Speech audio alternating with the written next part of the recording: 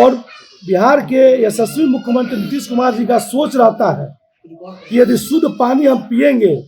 तो हमें बीमारियों से निजात मिल पाएगी। और उस कड़ी में लेकिन कहीं कहीं उसमें दिक्कतें भी हैं, कहीं कहीं परेशानी भी है। जीविका योजना जो बिहार सरकार की बहुत बड़ी योजना है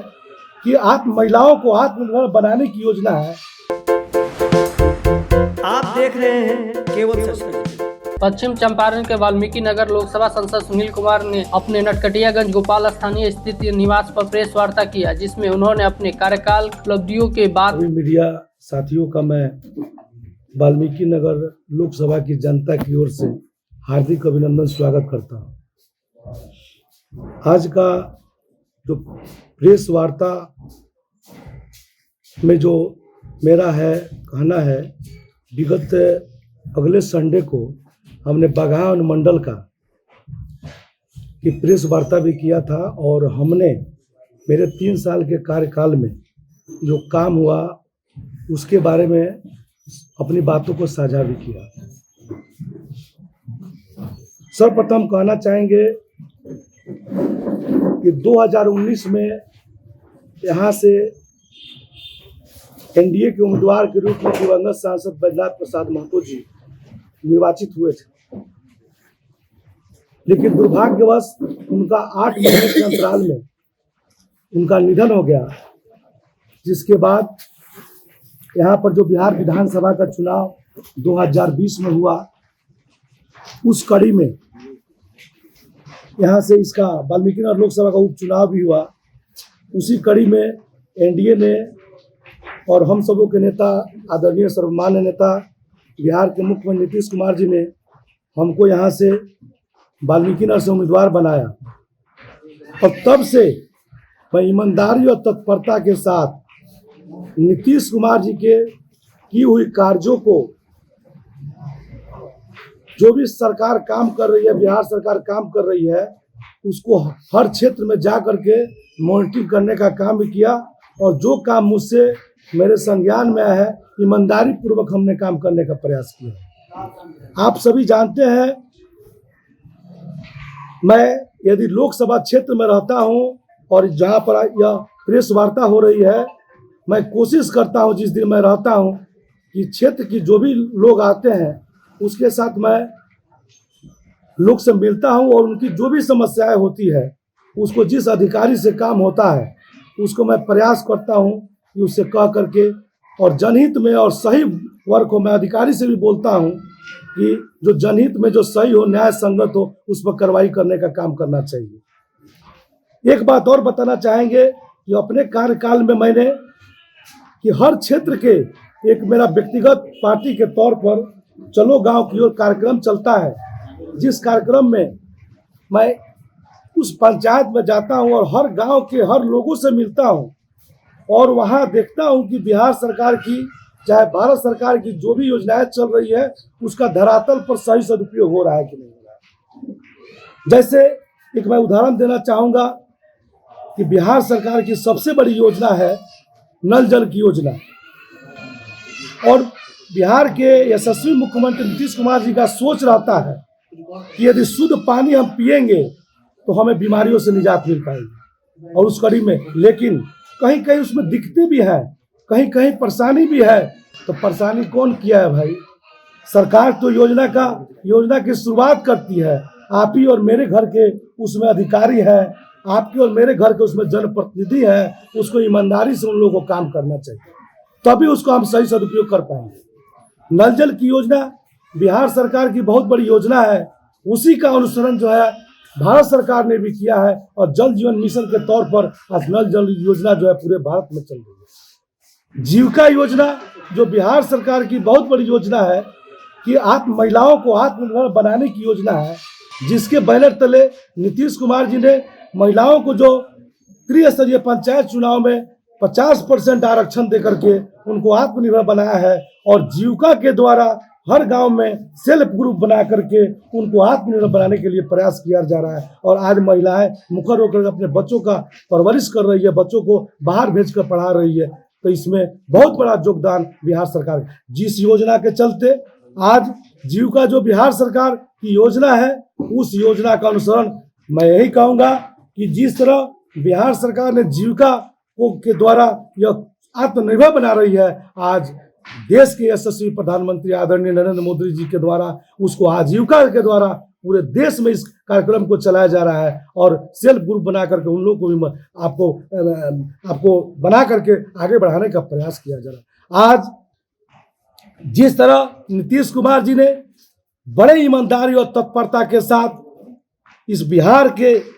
स्थिति को सुधार करने का प्रयास किया है, चाहे वो आदमी का सामाजिक जीवन हो, चाहे आर्थिक जीवन हो, हर क्षेत्र में उन्होंने काम करके आत्मनिर्भर बनाने का काम किया है। नीतीश कुमार जी, आपको याद होगा यहाँ पर जितने लोग बैठे हुए हैं, हमको समझ में आता है हमसे जरूर न जरूर कोई बड़ा होगा उम्र में, और सबको तजुर्बा भी हमसे ज्यादा है, क्योंकि आप चौथे स्तंभ के लोग हैं कि आपकी जो नेत्र है, आपका जो आंख दूरदृष्टि सोच है, उस सोच के आगे हम सबको भी सीख लेने की जरूरत है। हम लोग भी आप ही से सीख लेते हैं, क्योंकि आपका जो चतुर्थ जो नेत्र है उसमें सही आकलन किया जाता है और बिहार और देश की तरक्की में आपका बहुत बड़ा योगदान रहता है। आज बिहार का तरक्की जितने नीतीश कुमार जी ने हर क्षेत्र में काम करने का प्रयास किया है, आज इस तरह देश में यशस्वी प्रधानमंत्री का तीसरा टर्म होने जा रहा है और पूरे देश में मोदी जी जो है बड़े परचम के साथ, बड़े आंकड़े के साथ देश में तीसरी बार प्रधानमंत्री बनने जा रहा है, इसमें कहीं दो राय नहीं है। नीतीश कुमार, आपको नरेंद्र मोदी जी का इस तरह विश्व के पटल पर उनका स्थान, आज उनके चलते हमारा सम्मान बढ़ा है। आज जो है हर क्षेत्र में काम हो रहा है, इसलिए मैं 3 साल के कार्यकाल के में कुछ मुख्य बातों को आपके सामने साझा करने का प्रयास करूंगा। जैसे बगहा में आरओबी के निर्माण को जो कार्य जो 2009 में दिवंगत सांसद बैजनाथ प्रसाद महतो जी के द्वारा स्वीकृत कराया गया था, उसका निर्माण कुछ कारणों से शुरू नहीं हो पाया था। सांसद निर्वाचित होते ही आरओबी निर्माण के लिए मैं आपको अश्विनी वैष्णव जी से, रेल मंत्री और हम सबों के नेता, भारत सरकार में रेल मंत्री और जो पथ परिवहन मंत्री नितिन गडकरी साहब हैं, उनसे मिल करके हमने आरओबी का निर्माण कार्य शुरू कराया। उसके बाद उसी संपार संख्या मंगलपुर जो आरओबी है वो भी काम शुरू हो गया है। आपको मैं बताना चाहता हूं कि विगत जो लोकसभा का अंतरिम बजट सत्र था, उसमें भी मैं नितिन गडकरी साहब से और अश्विनी वैष्णव साहब से मिल करके हमने जो कटियागंज अनुमंडल परिसर में राष्ट्रीय ध्वज के निर्माण के लिए भी मैंने पत्र के माध्यम से मार्ग किया है, और जो अनुमंडल बगहा में है वहां पे भी नेशनल फ्लैग जो आप देखते होइएगा, दिल्ली में आप जाते होंगे तो नेशनल फ्लैग जो आपको राजीव चौक के सामने है, उस तरह एक सम्मान, देश के प्रति सम्मान का हम लोग को भाव झलकता है। इसके लिए हमने हमारे अंतर्गत 2 जो है आपको अनुमंडल है, एक नरकटियागंज और एक बगहा, दोनों में मैं नेशनल फ्लैग, इसका जो चेयरमैन है आपको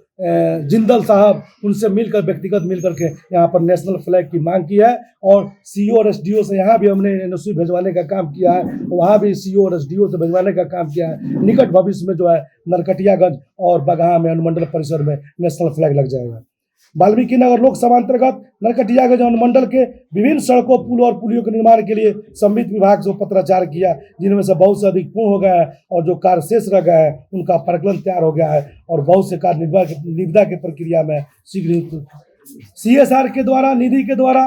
प्रखंड रामनगर पंचायत सभा के राजकीय उच्चतर 10+2 विद्यालय हरदिया में कंप्यूटर लैब की स्थापना हुई है। नरकटियागंज अस्पताल और नरकटियागंज में आरओ वाटर मशीन की स्थापना सीएसआर फंड द्वारा कराई गई है। नरकटियागंज चीनी मिल हाई स्कूल में आरओ को वाटर मशीन की स्थापना सीएसआर निधि द्वारा कराई गई है। नरकटियागंज के मतीसरा बालिका उच्च विद्यालय में आरओ वाटर मशीन की स्थापना हमने सीएसआर निधि से कराया है। नरकटियागंज के कुकरा गांव के हाई स्कूल प्लस में आरओ वाटर मशीन की स्थापना कराई गई है। नरकटियागंज के मथुरा हाई स्कूल में आरओ वाटर मशीन की स्थापना कराई गई है। प्रखंड गौनाहा के प्राथमिक स्वास्थ्य केंद्र आरओ को वाटर मशीन की स्थापना कराई गई है। गौनाहा के स्थानीय हाई स्कूल में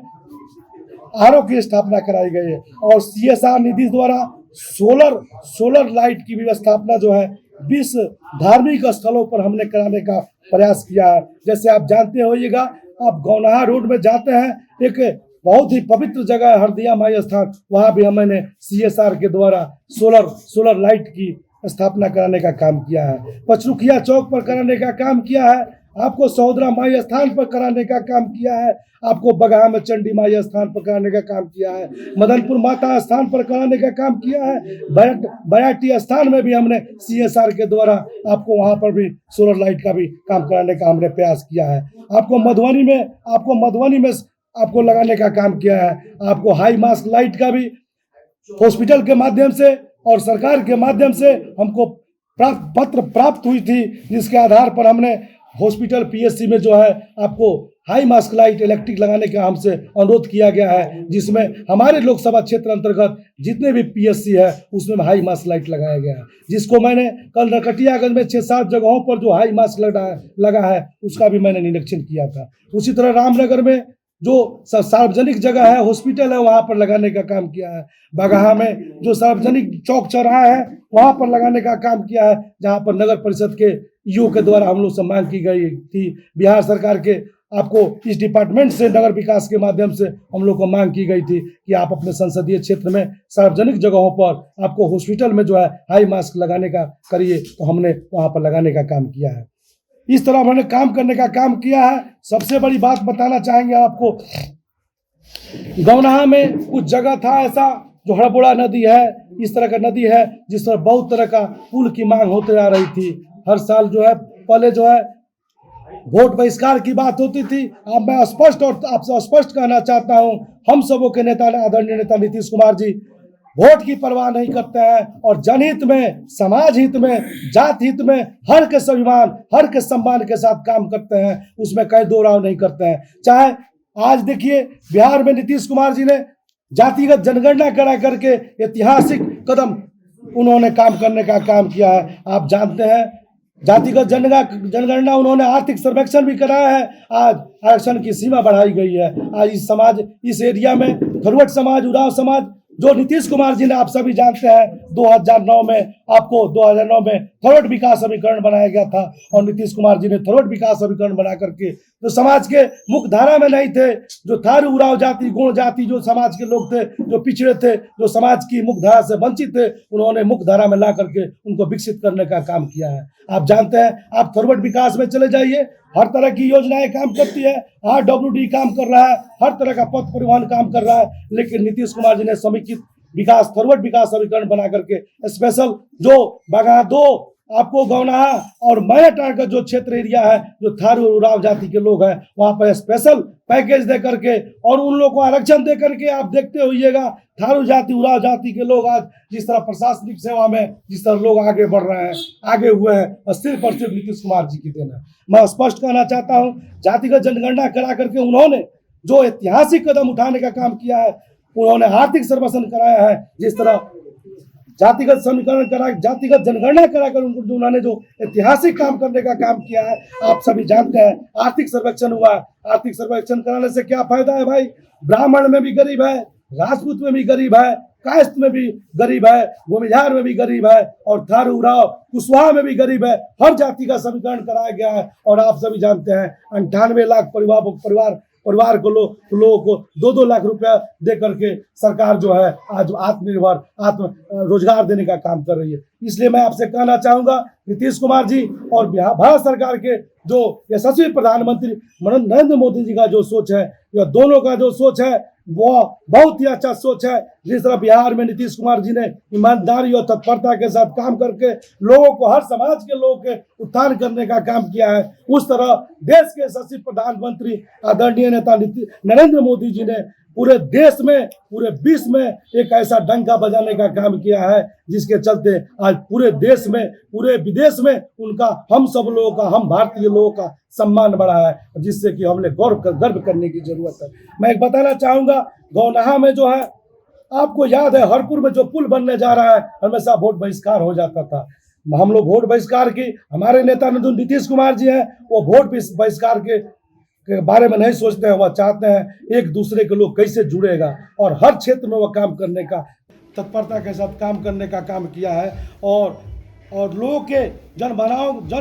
भावनाओं को समझ करके उनका जो भी काम रहता है और मेरे संज्ञान में आता है, चाहे टेलीफोनिक आता है, चाहे व्यक्तिगत लोग मिल करके कहते हैं, एक व्यक्ति सब काम को नहीं कर सकता है। इसमें सब किसी की भागीदारी होनी चाहिए। सब कोई जब तक ईमानदारी के साथ, हम यही आज के दिन इस प्रेस वार्ता में आग्रह और विनती करेंगे, आप सभी चौथे स्तंभ के जो नेत्र हैं कि सही को सही और गलत को गलत कहना चाहिए, और जो ईमानदारी और तत्परता के साथ काम करता है। और एक बात मैं और आपसे कहूँगा,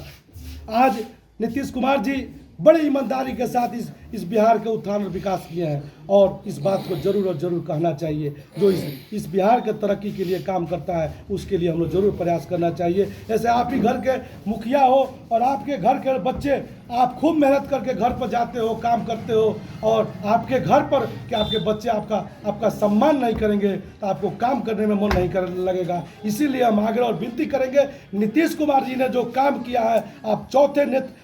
नेत्र से आप देखते हैं, चौथे स्तंभ के आप लोग प्रतिभा वाले व्यक्तित्व हैं, आप लोगों को भी नीतीश कुमार जी के कामों को बताना चाहिए। रहने बात है, जिस तरह समुद्र मंथन हुआ था और शंकर भगवान ने विष पी करके विष पी लिया था और जगत के कल्याण के लिए, उसी तरह नीतीश कुमार जी ने समाज के उत्थान और विकास के लिए विष पी लेते हैं। चाहे उनको कोई कुछ बोलता है उसकी परवाह नहीं करते हैं, और बिहार के हित के और देश के हित में वह निर्णय लेते हैं। इन्हीं शब्दों के साथ आप सभी जितने लोग आए, सभी लोग का हार्दिक अभिनंदन करते हैं। और एक बात आपसे जरूर कहेंगे, यदि मुझसे कोई गलतियां हो गई होगी, आपसे मुझे वार्तालाप करने में कहीं दिक्कत हो गई होगी, तो उसके लिए मैं आप सभी लोगों से माफ़ी चाहते हैं। लेकिन मेरा सोच कभी भी आप लोगों को ठेस पहुंचाने की नहीं रही है। कभी भी मैं आप लोगों के विषय में कभी अनर्गल मैं कभी नहीं बोलता हूं, ना कभी कहता हूं। मैं सभी लोग के साथ, सभी लोग जब चाहेंगे तभी देश और बिहार का उत्थान हो सकेगा। और मुझसे यदि कहीं कोई गलती होगी, आपको कोई ठेस पहुंचाओ, उसके लिए मैं माफ़ी चाहूँगा। और जो भी दिक्कत हुआ होगा आप हमें भी बताने का काम करेंगे। इन्हीं शब्दों के साथ मैं अपनी बात समाप्त करता हूं और सभी लोग का अभिनंदन करते हुए बात समाप्त करता हूं।